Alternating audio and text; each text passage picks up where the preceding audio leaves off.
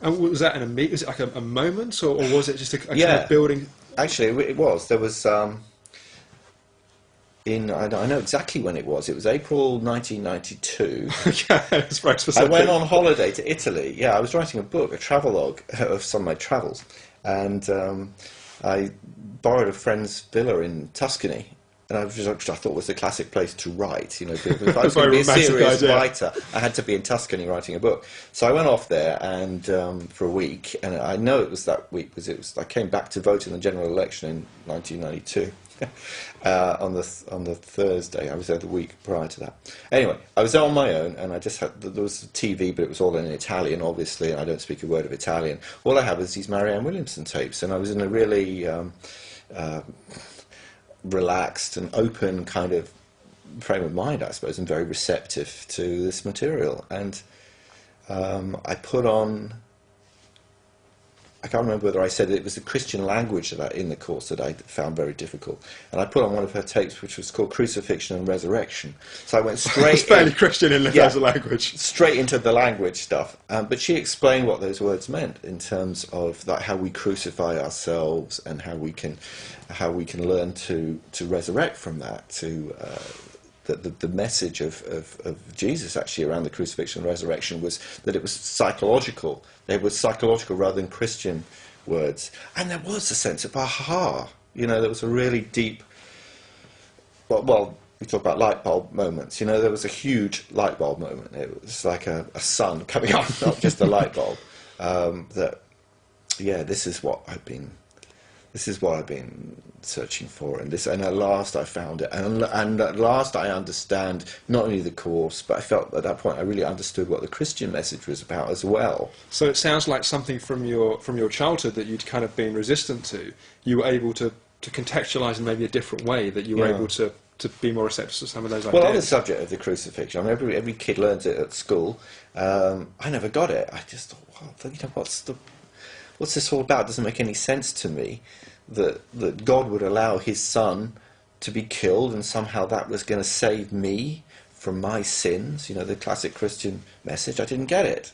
Why would killing him help me? And I didn't believe I was a sinner anyway. So I thought the whole thing was nonsense, basically. And so what changed? What was the teaching within that you then saw it differently? Well, it was when I saw that these terms could be seen as psychological, that we can all understand how we crucify ourselves, we beat ourselves up. You know, I feel like going this sort of, flogging one's self. You know, I think this is what we do. We give ourselves a hard time for all our mistaken beliefs about ourselves. I mean, I do it a lot. I can be very down on myself and give myself a really hard time. And I saw, that wasn't necessary, how it wasn't true, how that could be completely changed around, and I could resurrect from that. So the idea being that we can experience that kind of negativity and everything else, and we can then grow through it. Am I responding correctly in terms of what the teaching is it was in that tape with Marianne Williamson? I think really it's about what we're being taught in the Course of Miracles is about changing our minds. We don't have to. We can just see that differently. That all our beliefs about ourselves, we can reinterpret them, and it's purely about changing one's mind. And the way one does that, a huge part of the course is about forgiveness. So self-forgiveness would be something that we can employ. The course tells us a lot about who we actually truly are, rather than who we believe we are. That we've taken on all these concepts about ourselves. I took on plenty of ideas from my childhood that I was not good enough, that I was alone, that I can be abandoned and rejected, and and those tapes still play in my mind. But there's a different interpretation, and I can forgive those. I forgive myself for having those misperceptions about myself. And so there you were in Tuscany. You hear this tape, you get this kind of light bulb moment that you start to see things differently. How did that then play out? Because I kind of imagine myself in that situation. There would be kind of a hunger for more. There would be, that kind of desire to, wow, I see a path. I see a way that things can be different. What happened for you the rest of that time in Tuscany, and as you came back, and how did it affect your voting? No, I'm just kidding, but as you kind of came back and... With these tapes of Marianne Williamson, I couldn't put them down. I was listening to them on the bus to the airport in Tuscany, and wherever it was, Florence or somewhere, in the airport, in the terminal, on the flight, everywhere, you know. And then when I got back to the UK, I just got as many of these tapes as I could, and I actually became a distributor. Okay. UK distributor of this material. It was just amazing. It was a kind of an addiction, actually, which I'm aware you can substitute an addiction for pain, which I think I had before, to an addiction for something else. I mean, wisdom and knowledge. Yeah. Yeah. Yeah. Yeah. So then you're in this position where you kind of, you know, you've started off with this kind of rejecting your kind of religion, and then you're going through science, and then that's not really kind of been enough, and you kind of find this path, and you have this kind of this new way of looking at things.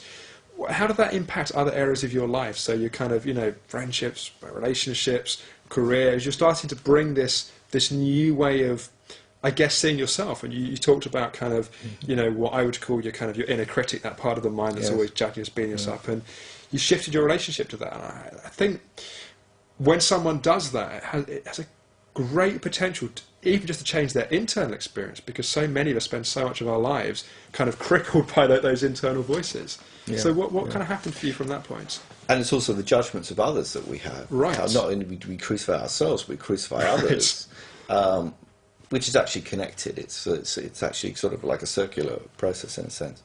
So, you know, I noticed how much I did that, how much I judged others, how long I could hold on to resentments, and through the course I learnt that I was, again, this was another way of crucifying myself. As I held on to my resentment, I mean, it's like having a resentment or a judgment on another is like taking poison and expecting the other guy to die.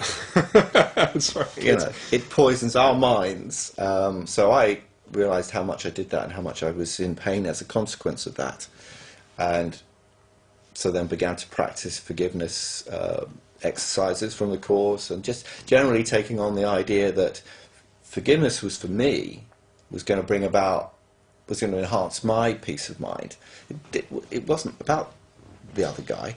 He wasn't going to die because I was drinking the poison. I was the one that was dying from taking the poison. Right. And I guess within that there's a shift in the responsibility for your life, that somehow you started to see how you could change yourself, and your life as a result would be impacted by that. It's also quite a brave move to make. I think I think a lot of people, it's quite easy to live in the role of being a victim, that kind of life's happened to us, you know, I'm kind of empty and unfulfilled, but isn't everyone else, and that's how it is. And it's kind of, you know, you've got this new way of looking at things, but there's also a responsibility that happens with that, of actually owning stuff. Yeah, and it's not easy. Right, right.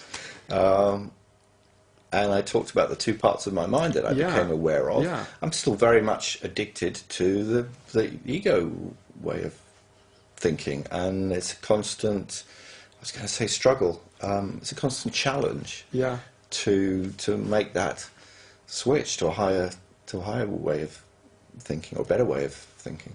And of course, what comes with the knowledge is a happy to act on the knowledge, which it sounds like that there was this real passion and then this real determination to use it. When you're listening to all these tapes and you're starting to import the tapes and you're using the tapes, but also I suppose by doing that you're putting yourself in a position of someone that people are expecting to be using this as well. So then became a passion to share it with others increasingly, and I think that's probably what got me going with the Miracle Network, and I began teaching it myself. There's another principle from the course, is that we learn best what we most need. Sorry, we teach best what we most need to learn. That's what interests us. Yeah, yeah. So I get a tremendous amount out of the writing that I do and the teaching workshops. Yeah. In a way, you know, I don't do it for other people. I do it for me. No, I understand. But they benefit in the process, and it's a wonderful experience. Yeah.